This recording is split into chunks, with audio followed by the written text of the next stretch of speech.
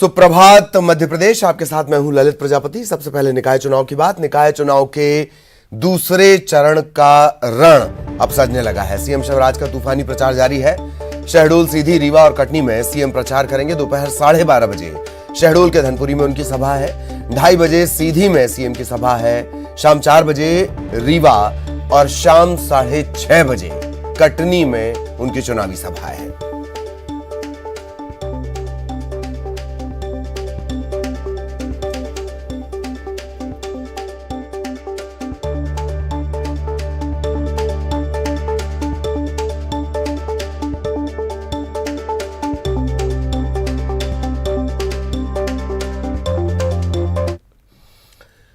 इधर PCC chief Kamal Nath का चुनाव प्रचार जारी है। कमलनाथ आज रीवा में चुनावी सभा करेंगे। सुबह 11:30 बजे वो बुद्धिजीवियों के साथ बैठक करेंगे। 12 बजे उनके चुनावी सभा को संबोधित करने का कार्यक्रम है।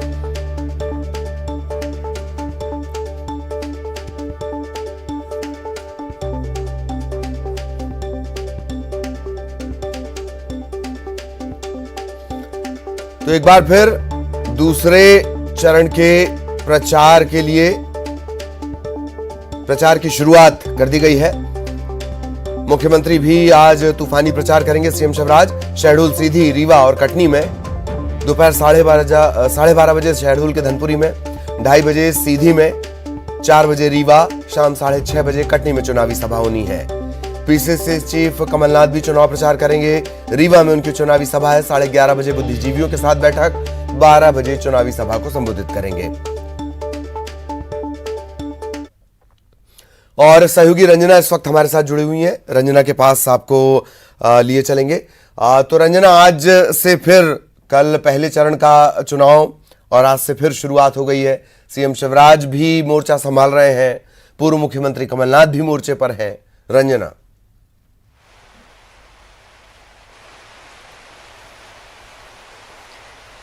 जी ललित, बिल्कुल निकाय चुनाव के रण में जो दिग्गज हैं वो पूरी तरह से प्रचार को लेकर जो कमान है वो संभाले हुए हैं और लगातार जो कई सभाएं हैं वो मुख्यमंत्री शिवराज सिंह चौहान और पीसीसी चीफ कमलनाथ लगातार कर रहे हैं और जनता के बीच भी जा रहे हैं, रोड शो कर रहे हैं और जनता से जो उनका जन समर्थन है वो मांगने की जो कोशिशें हैं वो की जा रही हैं। क्योंकि ललित, देखा जाए तो पहले चरण में जो 11 नगरीय निकाय हैं उनके लिए जो मतदान है वो हो चुका है, लेकिन यहाँ पर थोड़ी सी मुश्किलें यही है कि इस बार प्रदेश भर में जो मतदान की बात कर ली जाए, भले इतनी सारी जनसभाएं की गई, रोड शो किए गए, जनता के बीच तमाम दिग्गज नेता भी पहुंचे, लेकिन जनता को शायद जो लुभाने की अगर चीजें हैं तो वो उतना ज्यादा नहीं कर पाई, क्योंकि बहुत कम संख्या में या बहुत कम परसेंटेज में अगर देखा जाए तो लोग घरों से बाहर निकले और इस बार जो मतदान का परसेंटेज है उसमें भारी प्रतिशत में जो गिरावट है वो देखने को मिली है, जो कि साल 2014-15 में जब नगरीय निकाय चुनाव हुए थे उसके परसेंटेज से 6 से 7% की जो गिरावट है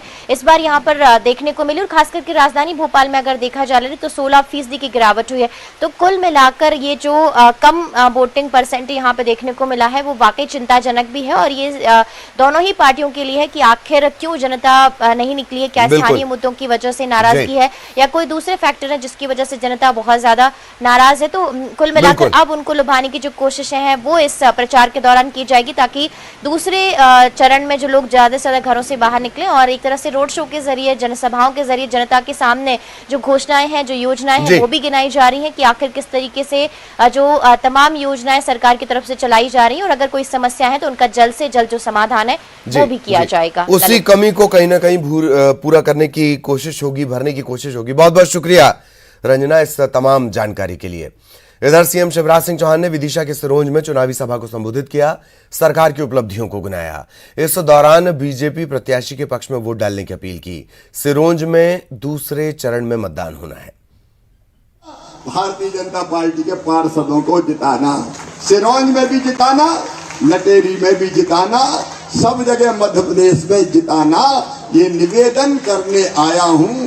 और जो जनता के कल्याण की योजना है वो यही पार्षद लागू करेंगे, जमीन पे ले जाएंगे। सब भाई बहनों ईमानदारी से ले जाओगे ना, कोई को वंचित मत रहने देना और कह देना मामा ने कह दिया है हम सब योजनाएं लागू करेंगे, कोई पात्र हितग्राही वंचित नहीं रहेगा।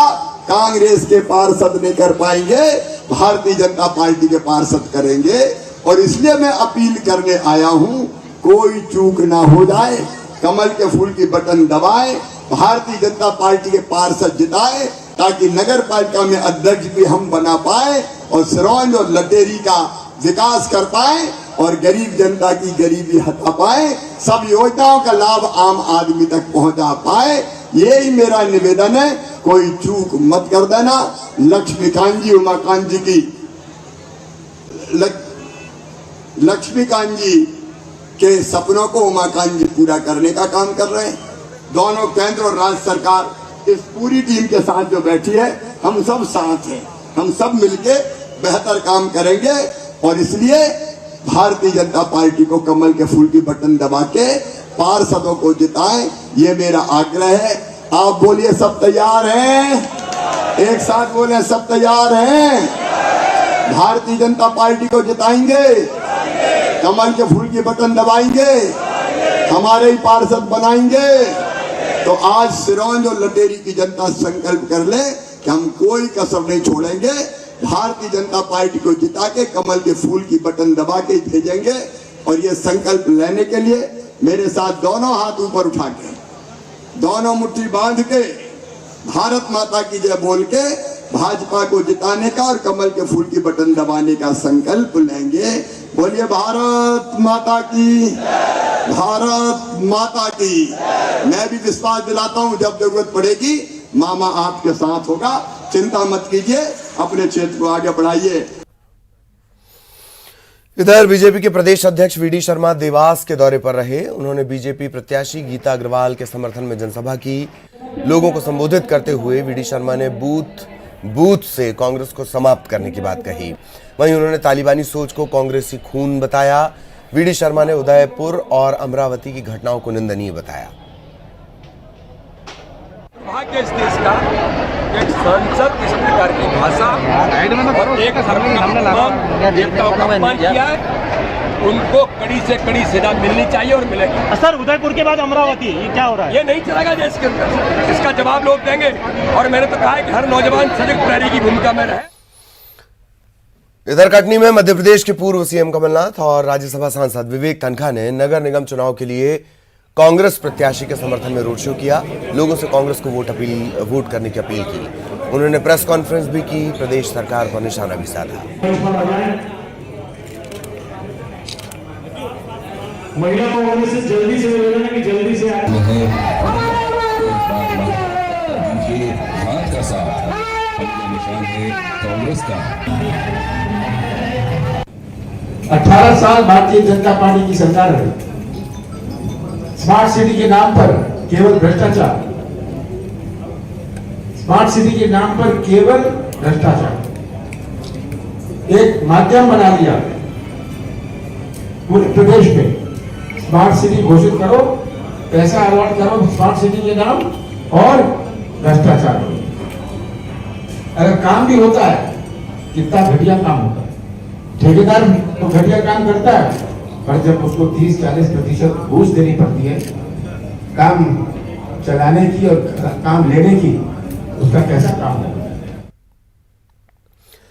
खबर भोपाल से, काली फिल्म की डायरेक्टर पर एफआईआर दर्ज की गई है। लीना मणिमेकलाई, इनके खिलाफ एफआईआर दर्ज की गई है। गृह मंत्री नरोत्तम मिश्रा के निर्देश पर यह केस दर्ज हुआ है। बीजेपी के प्रवक्ता डॉक्टर दुर्गेश केसवानी ने क्राइम ब्रांच थाने में एफआईआर दर्ज करवाई है। धार्मिक भावनाओं को ठेस पहुंचाने का आरोप है। धारा 295A के तहत यह एफआईआर दर्ज हुई है। टीएमसी सांसद महुआ मोइत्रा पर भी क्राइम ब्रांच थाने में एफआईआर दर्ज हो चुकी है।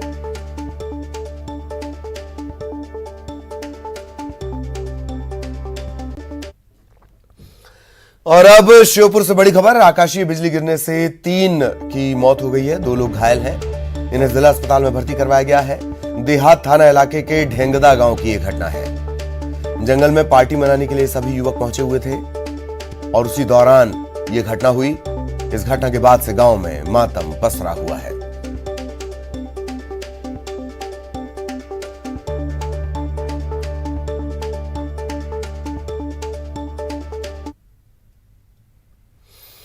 खरगोन दंगों के 3 मास्टरमाइंड पर पुलिस ने 10-10 हजार रुपए का इनाम घोषित किया है। दंगे के दौरान आरोपी वलीउल्लाह, समीउल्लाह और समीर झंडा की अहम भूमिका थी। एसपी धर्मवीर सिंह ने फरार आरोपियों को पता बताने वाले या पकड़वाने में सहयोग करने वालों को 10,000 रुपए का इनाम देने की घोषणा की है। खरगोन एसडीओपी राकेश मोहन शुक्ला ने बताया कि हिंसा भड़काने के बाद से ही तीनों आरोपी फरार हैं और इनकी तलाश लगातार जारी है।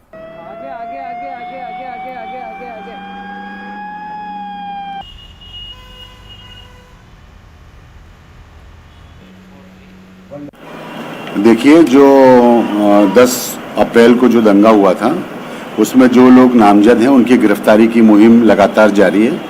पिछले एक हफ्ते में हम लोगों ने 4 जो नामजद आरोपी हैं उनको गिरफ्तार किया है और जो इस दंगे के मुख्य अभियुक्त है समीउल्लाह, वलीउल्लाह और समीर जंडा, उनके ऊपर इनाम की राशि बढ़ाकर माननीय पुलिस अधीक्षक महोदय ने 10,000 रुपये कर दिए। जो भी व्यक्ति इसको सूचना देगा उसका नाम हम गोपनीय रखेंगे और उसको हम ये 10,000 रुपये का इनाम देंगे। शीघ्र आरोपी की गिरफ्तारी हो, शहर में अमन चैन स्थापित हो, इसके लिए लगातार पुलिस अधीक्षक महोदय द्वारा। रीवा जिले में सरकारी कर्मचारियों द्वारा नगरीय निकाय चुनाव में प्रचार प्रसार का मामला सामने आया है। इसके बाद कांग्रेस पार्टी ने इसकी शिकायत आयुक्त राज्य सूचना आयोग से की है। बताया जा रहा है कि सरमौर सामुदायिक स्वास्थ्य केंद्र में बीएमओ के पद पर पदस्थ कल्याण सिंह की पत्नी बीजेपी के टिकट से चुनाव लड़ रही है। इनके प्रचार प्रसार के लिए सरकारी कर्मचारी रहते हुए कल्याण सिंह मैदान में उतरे और अब इसका वीडियो भी वायरल हुआ है। फिलहाल मुख्य चिकित्सा अधिकारी ने जांच के आदेश दिए हैं।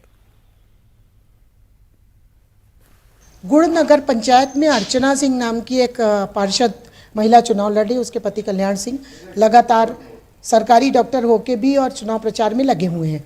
मेरा उनसे कहना है कि आचार संहिता के उल्लंघन का उनके ऊपर मुकदमा कायम होना चाहिए, उनको नौकरी से बर्खास्त करना चाहिए और बाहर करना चाहिए। मुझे मिली है, मेरे पास भी आई है और मैं आज संबंध में इसकी जानकारी के बाबत मैं गुड़ गया था सामुदायिक स्वास्थ्य केंद्र।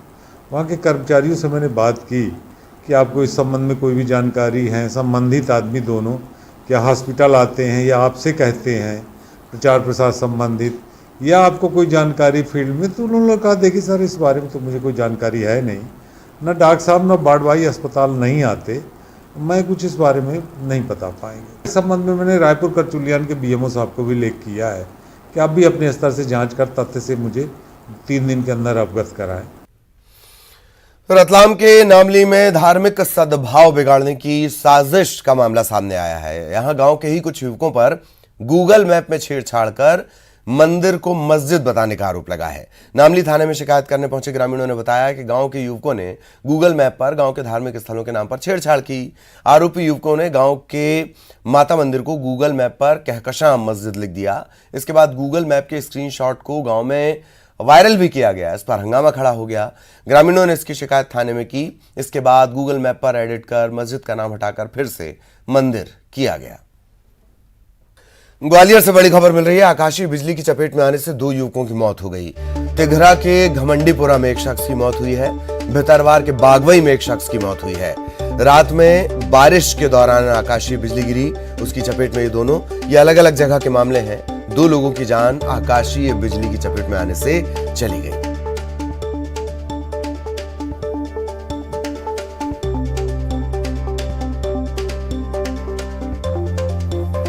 देवास के वार्ड नंबर 12 के राजाराम नगर में कार में तोड़फोड़ करने वाले बदमाश युवकों को पुलिस ने कुछ घंटे में पकड़ लिया। पकड़े गए सभी 5 आरोपियों का जुलूस निकाला गया, घटनास्थल ले जाया गया। जिन लोगों की कार में तोड़फोड़ हुई है उन्होंने मांग की है कि बदमाशों से ही उनके नुकसान की भरपाई करवाई जाए।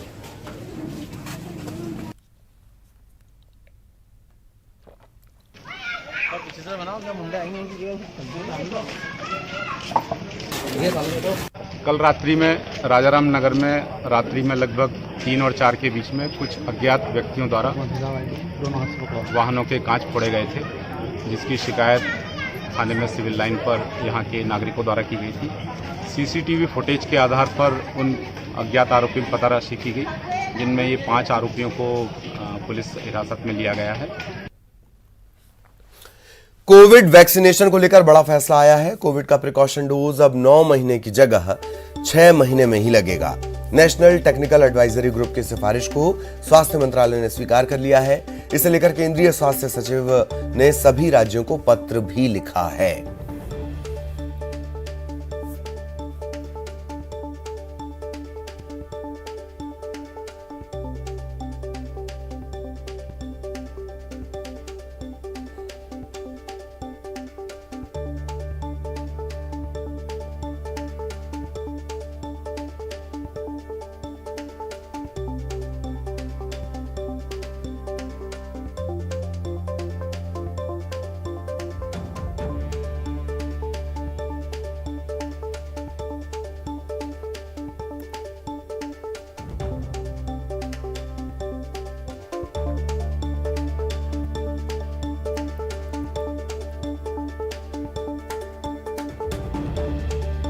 और इसी के साथ इस बुलेटिन में इतना ही। खबरें जारी रहेंगी।